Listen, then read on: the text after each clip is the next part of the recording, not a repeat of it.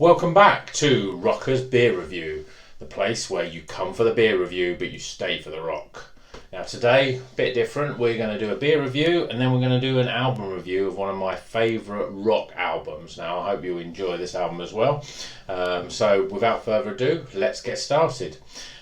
Please like and subscribe, and if you want any beers or any album reviews, obviously they've got to be rock, coming up on the channel, then please put something in the comments below and we'll do as many things as we can with you. So, beer for today. The beer for today is this one.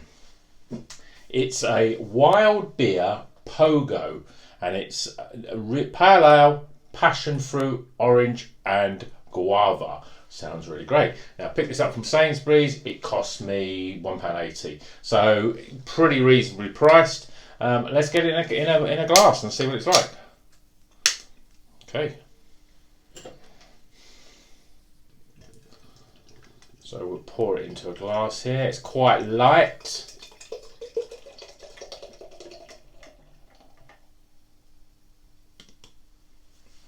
we go. So as you can see, we've got a pretty light. And again, look at the level of carbonation there. It's quite a fizzy beer. We've got a 2-finger head there, and as you can see, that's quite clear. So let's see what it smells like. Yeah, the first thing I can smell here really is, it's very, very orangey, passion fruit, which obviously is what I described on the can. So you would expect that. Yeah, it's going to be a fruity little number. So let's give it a taste.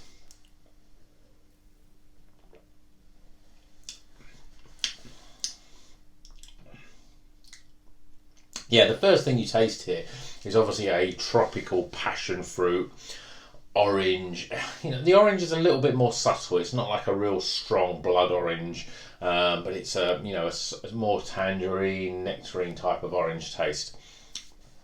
There is a slight sort of hint that it's a little bit. There's a little artificialness in the beer, so it's almost as if they've that they brewed the beer, they brewed the pale ale, and then they've sort of injected it with some sort of solution, orangey sort of passion fruit solution, to give it that sort of flavour, opposed to actually brewed with the fruit itself.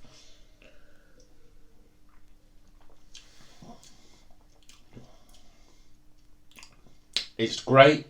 It's a nice beer, and it's certainly very refreshing. So again, a very summery sort of beer, and at this time of the year, this is a sort of beer that I want to be drinking. I think that certainly these are the sort of beers that, £1.80 from Sainsbury's, you can't really go wrong with that. I'm sure as we get more sophisticated, as the channel grows, we're going to do a lot more, a little bit more expensive beers. I mean, I've seen cans of beers from various bottle shops that range from £4, £5, all the way up to £7, £8, £9 for a can of beer. Now that's more expensive than going into a pub and buying beer. So this could be quite an expensive hobby for me. So I hope you enjoy it. But maybe then we can find out whether there's any of those really expensive beers that aren't really worth it. And actually, some of the beers that are coming in for £1, £1.50, £2 are certainly the sort of beers that very pleasant beers. And we'll have another taste of this as well. Yeah, I think it's the bitterness, the sharpness really sort of hits the back of the throat, and you can taste on the palate that sort of passion fruit is really starting to come through now. And just have another quick look at the can. So the description on here,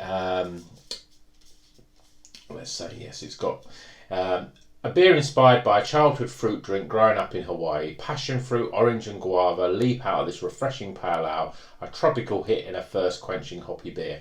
Now, if I've been out in the garden all afternoon and it's been a hot day, and the first thing I want to do when I come in is a beer, this is probably the sort of thing that I'm gonna grab for.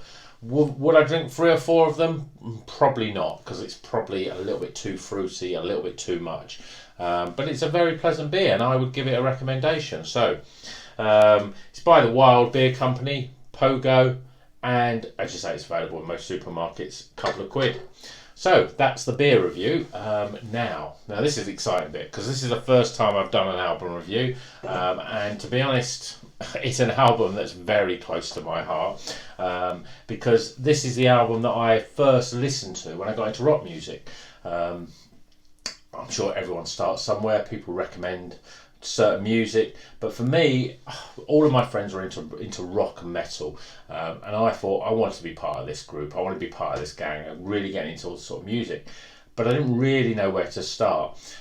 So back in the day, it was like 30 odd years ago, I went to my local library and I thought, right, I'm going to try a couple of albums from a couple of bands I'd heard of, and one of those bands is the album I'm going to review today, and one of these bands is Whitesnake. And this is the album, 1987.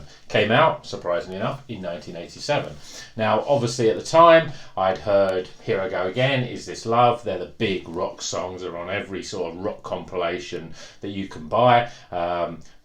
Big anthem songs. But I didn't know much about the band. I thought they were an American band when I saw the images of them. They certainly looked very American. Lead singer David Coverdale is in fact English. And in fact, at the time, they were a traditional blues-based band in the sort of late 70s and early 80s. David Coverdale was once the singer in Deep Purple. Not many people realise that. So, and basically from the album this came out was a big American rock album when there was a lot of rock in the charts, certainly the US, and certainly to some extent here in the UK. So I got into it without any sort of preconceptions. I liked Here I Go Again. It was listenable. It was on the charts. Is This Love Again? So I thought I would check it out, see what the other songs are. To be honest, they're the two weakest songs on this album. Here I Go Again was actually a rediscovering of that song that was done on an earlier album, with a bit more sort of Americanness, big guitars, big keyboards, and Is This Love as well. I mean, as well, I can't talk about this album without remembering the videos as well. The videos featured the model Tawny Kitten, who was actually married to David Coverdale. I don't know if it was soon after or when the videos came out, but basically he was married. He married her, and that was a big attraction to my teenage self at the time, of course. So let's go through some of the tracks of the album and let's describe it. So I'm going to just remind myself of the track listing here. So the first song, Still of the Night. Now, if you've not heard this song, Still of the Night, then where have you been? This is the ultimate rock song for me. It's got everything. It's got big guitars. It's got amazing vocals in it. Big drums. It's epic. It's, at the time it was sort of, is this a rip-off of a Led Zeppelin sort of song?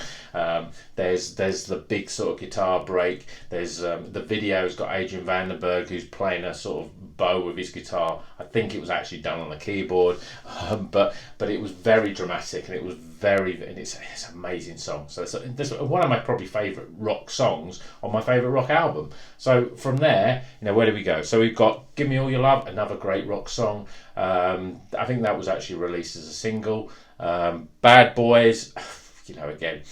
The thing is with this album that really makes it is that the production is brilliant. It is of its time. So it's a big wall of sound, and it's a very, listen to it, you think this is an American rock band.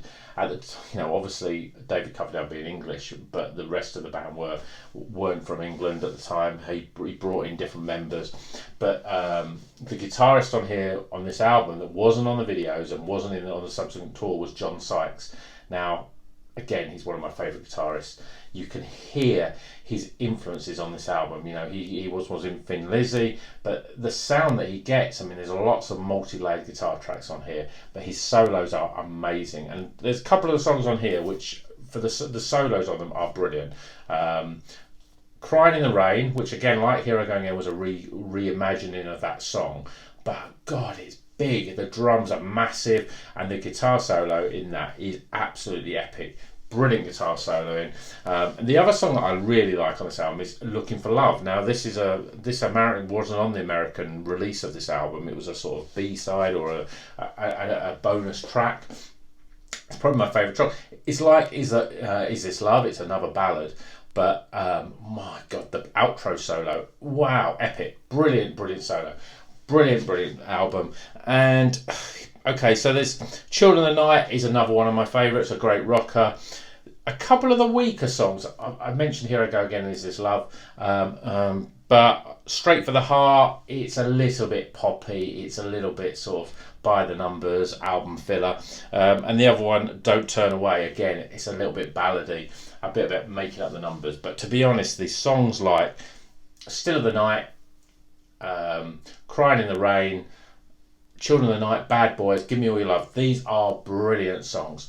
And if you've not heard this album, then stop this YouTube video now, go to Spotify or whatever streaming service and listen to this album. Once you've heard Still of the Night, if you're into rock music, you will love this album. So that's my review of Whitesnake's 1987.